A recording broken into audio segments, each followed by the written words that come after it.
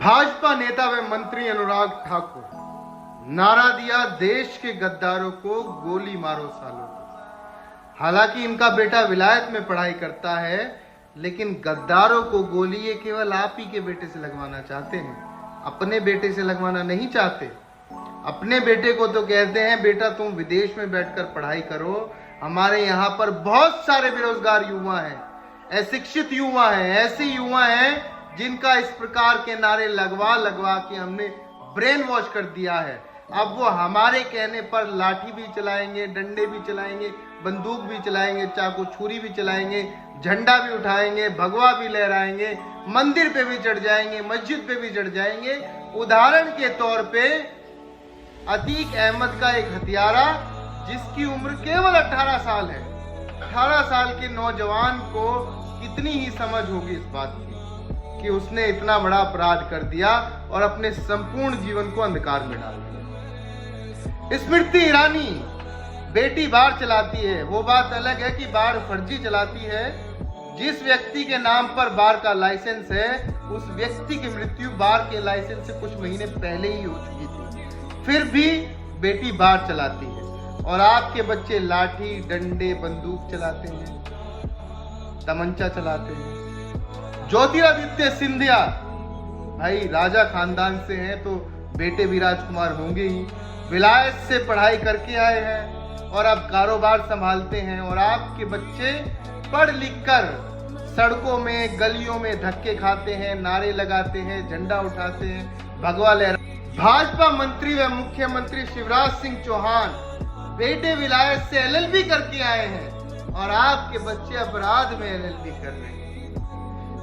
Bharatiya Janata party के दिग्गज नेता व मंत्री राजनाथ सिंह बेटे विधायक हैं और आपके बेटे नालायक। और अंत में हम सबके चहीते गृह मंत्री जी के सुपुत्र जय शाह जी BCCI में सचिव है।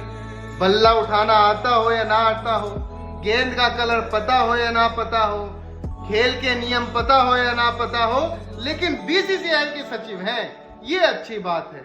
और आपके बेटे सब कुछ आने के बाद भी केवल नारे ही लगाते हैं, लाठी ही चलाते हैं, डंडा ही चलाते हैं, क्योंकि ब्रेन वॉश हो चुका है। मेरे इतने सारे उदाहरण देने का आखिर मकसद क्या है? बिहार में दंगे हुए, पश्चिम बंगाल में दंगे हुए, कोई नेता का बेटा मिला, कोई विधायक MP MLA का बेटा मिला, एक ये आप ही के बेटे हैं जो दिन रात धर्म को बचाने की लड़ाई लड़ रहे हैं, जो फर्जी राष्ट्रवाद को दिखाने में लगे हैं। कभी मंदिर पे चढ़ जाते हैं, कभी मस्जिद पे चढ़ जाते हैं, पड़ोसी का खून बहाते हैं, एक दूसरे को गाली गलौज करते हैं, एक दूसरे की जान के दुश्मन बने हुए हैं। यदि धर्म और राष्ट्रवाद इन नेताओं के लिए वाकई में ही इतना जरूरी होता तो क्या इनके बच्चे सामने नजर नहीं आते? कल को आपके बच्चे अपराध करके जेल में सड़ रहे होंगे और इनके बच्चे फिर से नारेबाजी करा रहे होंगे आपकी जनरेशन से, आपके बच्चों से। इनके बच्चे फिर से इस देश को, इनके बच्चे फिर से नेता बने बैठे होंगे और फिर से इसी प्रकार के भाषणबाजी कर रहे होंगे और आपके बच्चे फिर से गलियों में भटक रहे होंगे। इसलिए मैं कहता हूं कि वक्त है, इनकी चालों को समझिए, अपने भविष्य पर काम कीजिए। भविष्य,